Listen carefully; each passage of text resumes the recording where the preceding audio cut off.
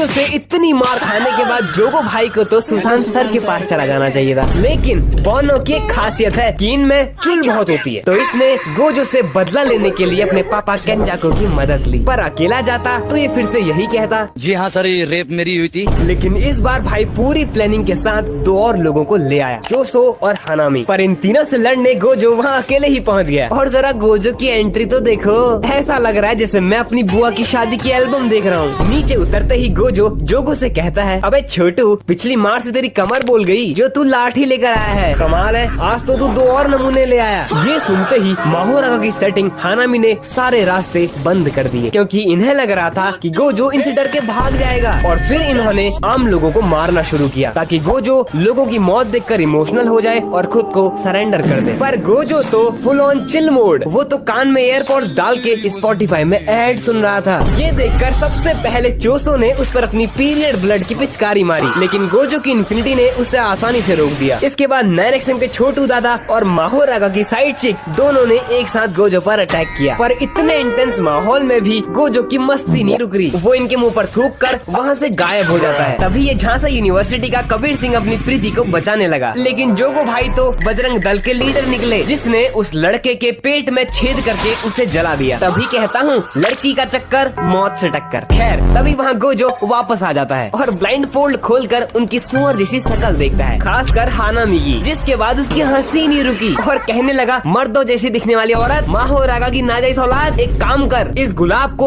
अपनी। इसके बाद गोजो इन दोनों के पास आकर इनके बीच में खड़ा हो गया, जैसे इन दोनों स्पेशल ग्रेड कर्सेस की कोई औकात ही ना हो। इतनी डिसरिस्पेक्ट होने के बाद हानामी और जोगो उस पर एक साथ अटैक करते हैं, लेकिन गोजो इतना हरामी कि उसने जोगो का हाथ पकड़कर उसे ऐसे उखाड़ा जैसे मैं बचपन में अपने खिलौनों के हाथ उखाड़ा करता था। और इसी टूटे हाथ से उसने हानामी का पंच ब्लॉक किया, फिर उसे ऐसी किक मारी जिससे वो दीवार को चीरता हुआ 7 समुंदर पार जा गिरा। और दिखा तो ऐसे रहा जैसे कुछ हुआ ही नहीं। अरे कोई बात नहीं यार, हम सब जानते हैं तुझे सांस लेने में दिक्कत हो रही है, ये ले इनहेलर ले ले। खैर इसे छोड़ो, कोई तो गोजो भाई को रोक लो। सॉर्सरर होने के साथ साथ गोजो ओलंपिक्स की भी तैयारी कर रहा था, क्योंकि इसने जोगो को डिस्क थ्रो की तरफ फेंक दिया। मैं बता रहा हूँ, इतने तगड़े थ्रो के साथ अगले ओलंपिक्स में तो गोजो का गोल्ड मेडल पक्का है। और ये देखकर हानामी सोचने लगी कि इतनी बुरी बेइज्जती तो कभी नहीं हुई, ये तो बिना लिमिटलेस यूज करे ही हमारा गेम बजा रहा है। बस बहुत हो गया, अब बताती हूँ कि माहोरागा की बंदी आखिर क्या कर सकती है। और वो गोजो को अपने घने जंगलों में फंसाना चाह रही थी, लेकिन गोजो के रिफ्लेक्स फ्री फायर खेलने की वजह से इतने तेज थे कि वो एक ही सेकंड में हानामी के ऊपर चढ़ गया। गोजो भाई ये कैसी पोजीशन है, कुछ तो शर्म करो। और इसके बाद इसने हानामी के डंडे उखाड़ दिए, फिर शांति से नीचे उतर गया। वहीं पूरा वर्ल्ड टूर करने के बाद जोसो ने फाइनली गोजो पर अटैक किया, पर यह अटैक भी नाकाम रहा। इसी मौके का फायदा उठाकर जोगो और हानामी फिर से गोजो पर एक साथ हमला कर देते हैं। और गोजो इतना नंगा आदमी कि पहले तो उसने जोगो को इग्नोर किया और फिर हंसते हुए हानामी के पास आने लगा। जोगो उसकी ये हालत देखकर गोजो को धमकाता है कि अगर तूने एक भी कदम आगे बढ़ाया तो मैं इन सब लोगों को मार डालूंगा। पर इस मोमेंट में तो गोजो सन की बन चुका था और उसने हानामी को दीवार में अदरक की तरफ पिचका दिया। गोजो का ये पागलपन देखकर छोटू दादा तो वहाँ से रफ्फू चक्कर हो गए और गोजो को रोकने के लिए इसने रास्ते में जो आया उसे गोजो के ऊपर फेंक दिया और ये सोचने लगा, केंजाको मेरे पापा,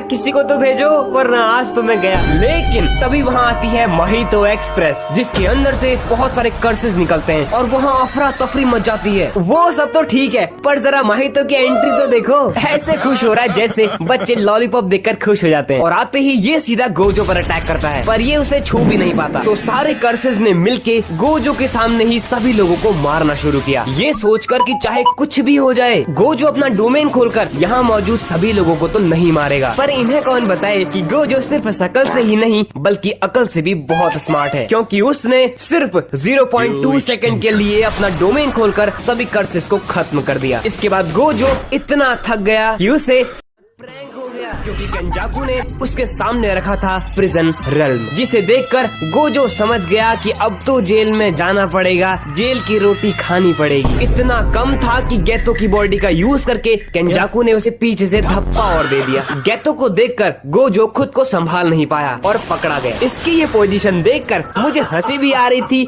और रोना भी। और फिर वो हुआ जिसे देखकर मेरी आंखों में आंसू आ गए, क्योंकि गोजो प्रिजन रेल्म में सील हो चुका था और अब तो मुझे सिर्फ सिर्फ गोजो के अनसील होकर सुकुना वर्सेस गोजो की फाइट का इंतजार है। तो गाइस आज की इस वीडियो में इतना ही। चैनल को सब्सक्राइब करके बाकी वीडियोस भी चेकआउट कर लेना।